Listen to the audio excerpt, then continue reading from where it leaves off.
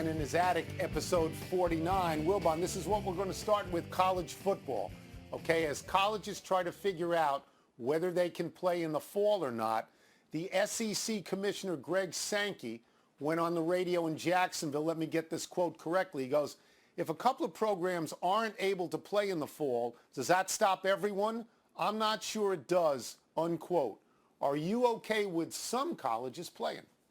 Yeah, Tony. I mean, I'm consistent in this position. I told you a couple of days ago when we talked about in some states, you know, NBA or NHL players could go and work out and get themselves ready, or at least begin to, depending on their state's situation, and some weren't. And I said, is it fair? No, but it is. And this is the same thing with colleges, Tone. We don't know how many schools are going to be in a position to play relative to others. I mean, state by state, it could be dramatically different in what that school allows. Public schools versus private schools and what they're going to allow. So I'm not going to say that nobody should play football, because some may make the decision, this is not in our best interest. Understand them completely. But those that will roll on, and I think so with the blessing of most patrons. Yeah, the SEC is going to roll on. What I hear in this quote is, we are the SEC. We are college football in America.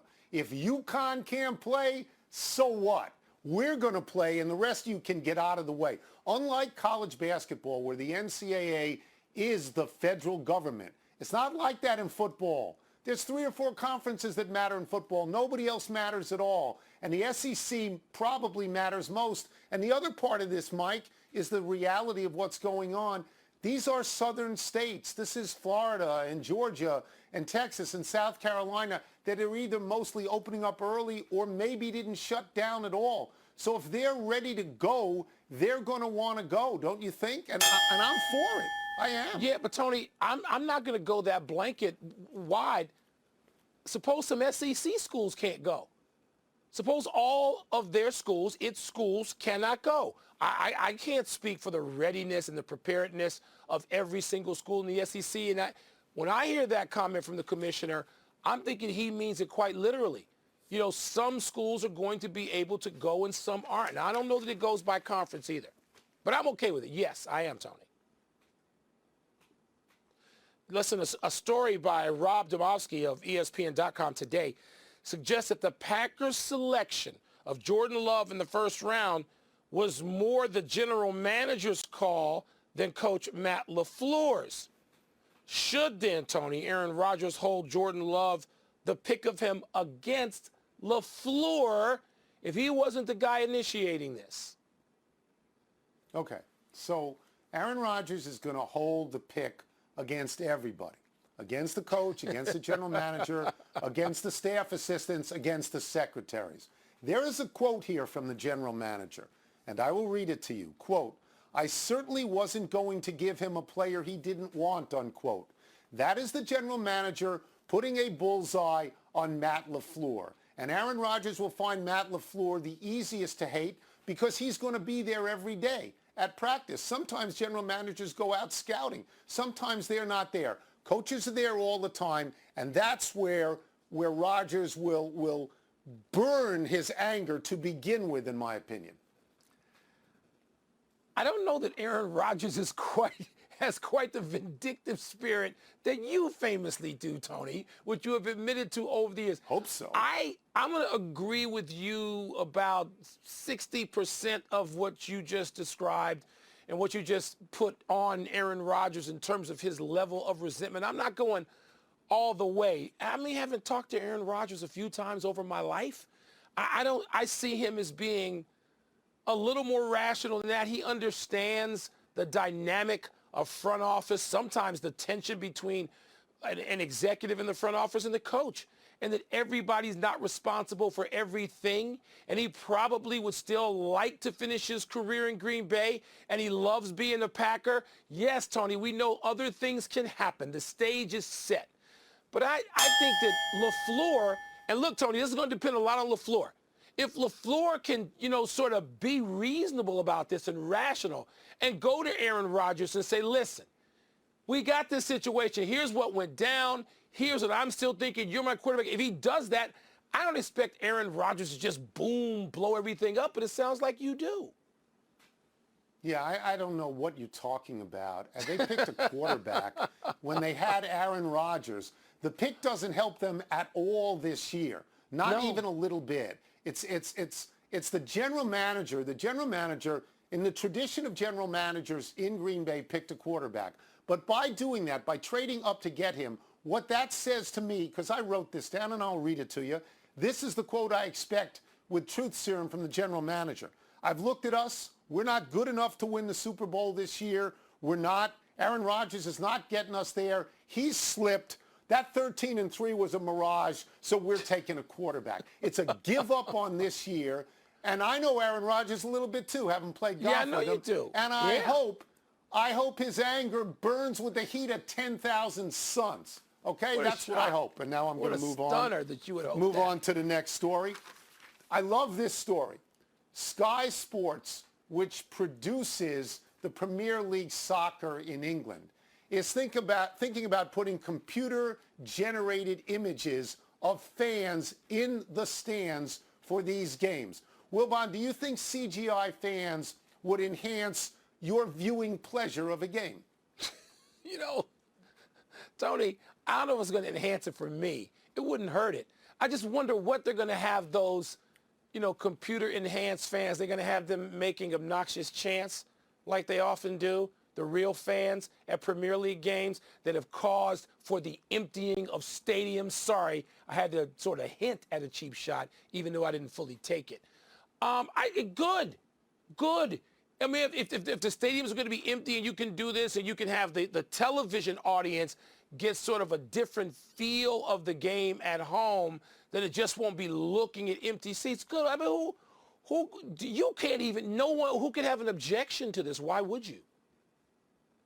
So I thought it was stupid at the beginning. I thought it was phony and stupid and just a trick. And then I thought about a few things. I thought about every once in a while turning on a G League game, seeing 20 people there, going to an LPGA tournament on TV and seeing nobody around a green. I remember when I started watching XFL a few weeks ago and I would just wait for the wide shot to see the expanse of empty stands. Well, here's what I think, Mike. I think it's important to have fans in the stands in this regard. It validates your interest in the game you're watching. It makes you feel that there's a reason that you tuned in. So even if it's a trick, even if it's robots like in the Chinese Baseball League, I actually think this is a good thing. I am supportive of it. I know NASCAR is coming online, I guess, soon with real NASCAR races and no fans in the stands. But that sort of continuous motion, and in baseball and basketball and football, we stop for a while. I think the notion of fans is important, and I think you do too. Yeah, it's okay. Again, it's not going to enhance my viewing pleasure. It's just not. I've been to too many games. I watched too many games over my life. And you do too. But it'll be sort of amusing. We'll talk about it. Are they going to have, people with, weird faces and stuff on them so we can call them and say, Tony, look, you see that guy in the Cubs-Mets game? Can you believe this computer-enhanced image they have sitting right behind home plate? I mean, if you're going to do it, you may as well have some fun with it, right? I would think that people could sort of plug into Zoom and project themselves into the stands. I mean, I thought it was stupid at first, and now I like it a lot. I do. Yeah, I know, because you wanted to have an obnoxious quality. Tony, boxing news. You know how we save our boxing news for our last A block? Talks are reportedly underway for a possible heavyweight unification fight between Tyson Fury and Anthony Joshua. Deontay Wilder, who recently had surgery for torn biceps, would have to receive some compensation, some moolah, in order to let Joshua step ahead of him in line. So the question, Tony, is, would you be as excited for Fury Joshua as you would be for Fury Wilder 3? So I've got to confess, as much as I love boxing, I've not paid much attention to the heavyweight division in the last few years. I know who Tyson Fury is because he goes out on television and he sells fights. The other people I'm not quite as familiar with. But the way this was explained to me is this would be a unification fight. Yeah. This would result in one heavyweight champion. And if you're saying we get one heavyweight champion and then the guy who sits out gets the first crack at that heavyweight champion, and we maintain one unified heavyweight champion, not a WBC, WBO, WBA, W whatever, and some little guy runs in the ring holding a belt, not even a fighter. If you give me one champ, and I know you feel this way, I am for this fight. Yeah, it would be the first time in 20 years. I'd be for it if it had no belt associated with it. Look, Anthony Joshua was the guy, Tony, that 3-4 years ago, people looked at and said, aha, here's the path back for heavyweight boxing. It is both going to be, it's got to be on live television, not only pay-per-view, but sometimes live television. And you have to sort of gin up interest, international interest. Remember, this is the heavyweight champion of the world. I know that things like the World Series like to think they're champion of the world. They're not. But this, boxing, has been heavyweight champion of the world. And so Anthony Joshua's face and his charisma was attached to that. And so he got derailed by, losing some preposterous bout. And now, Tony, you have three guys in the mix. And so Fury Joshua, yes, I think that would have more intrigue than a third fight with Wilder initially. Yes, I do. I'm all for it. And so I'm going to strap you down, keep you awake, and you're going to watch this. Well, I want there to be one champion in every division. Like when you play the World Series, both teams don't say, we won, we get a belt. That doesn't work that way. You don't get the orange slice. Slices. Want one per division, like when we grew up. One. All right. We could talk about boxing all day, but we're not, because we're going to throw it back to Sage or Michael in Bristol. Most receptions in a season, 123, and most receptions in a career, 672. Although undrafted, Welker was first-team All-Pro twice, 5 times to the Pro Bowl, and 3 times led the NFL in reception. He's tied for the longest touchdown reception in NFL history, and it will never be broken because it's 99 yards. For years, Welker was Tom Brady's favorite and most reliable receiver. But in Super Bowl 46 against the Giants, he dropped a crucial pass late in the fourth quarter of a 21-17 loss and nearly started crying about it at the podium afterwards. Welker got no sympathy from Gisele Bündchen, Mrs. Tom Brady, who famously lashed out, and I quote, "My husband cannot bleeping throw the ball and catch the ball at the same time," unquote. Welker is now wide receiver coach for the 49ers. You think Welker is going to have a real shot at going to the Hall of Fame? Because despite that pass, by the way, was off target. It's amazing. Everybody wants Michael Jordan to explain why he was so mean to his teammates. Tom Brady screams at people the entire game. Any lineman, any receiver who doesn't do exactly what Tom Brady, the Golden Boy, wants in that second, screams at him on national TV. Where's the demand for Tom F. Brady to say, oh, I'm sorry, and be softer and gentler? I'm just asking. It's a really nice defense of Michael Jordan, and the defense of Tom Brady there is he's got 6 Super Bowls. That's how it works. Happy anniversary, Calvin Borrell. On this day 10 years ago, Borrell rode Super Saver to victory at Churchill Downs and became the only jockey to win the Kentucky Derby 3 times in 4 years. He also won aboard Street Sense and Mind That Bird. He was nicknamed Bo Rail because of his penchant to get to the inside and save distance. Only Eddie Arcaro, Billy Hardtack, and Willie Shoemaker, 3 of the greatest jockeys ever, won more Kentucky Derbies. Speaking of the Kentucky Derby, which was scheduled to go tomorrow, the first Saturday in May, and has been postponed until September 5th, the first Saturday in September, happy 60th birthday to Steve Cawthon, who won the Kentucky Derby on Affirmed in 1978 on their way to the Triple Crown. Cawthon was the youngest jockey ever to win the Triple Crown at 18, and he was named Sports Illustrated Sportsman of the Year. What are you going to do? Mr. Kentucky Derby, Anthony Kornheiser, doesn't have his precious little Derby tomorrow. Look, I'm sad because for everything that we're missing, but the Kentucky Derby, I mean, this is where you live. What are you going to do tomorrow to commemorate the Derby?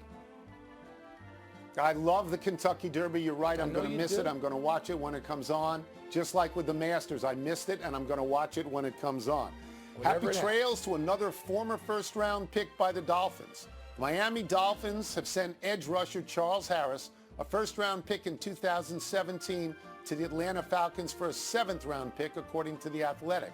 Reports said Harris was unlikely to make the Dolphins this season after a massive overhaul to the front seven through signings and draft picks. In the last 8 months, Miami has traded former first-round pick in 2016, offensive lineman Laramie Tunsil, to Houston, and traded 2018 first-round pick defensive back Minka Fitzpatrick to the Steelers. Miami GM Chris Grier made all these picks and is still popular with fans. Grier just picked Tua. I wonder if Tua is contemplating where he's going to be in 2 or 3 years. Tony, don't you wonder for the past, I don't know, 10, 15 years even, whether anybody's paying attention in Miami? Seriously. I mean, it's one of the great franchises in NFL history for a stretch. And then it's just one crazy thing happens after another, and whatever. I mean, they're in the same division as the Patriots. Maybe nobody's paying attention to anybody else in that division. And with that, we are going to flip back again to Sage and Michael with Mr. Thank you, guys. Kentucky Derby.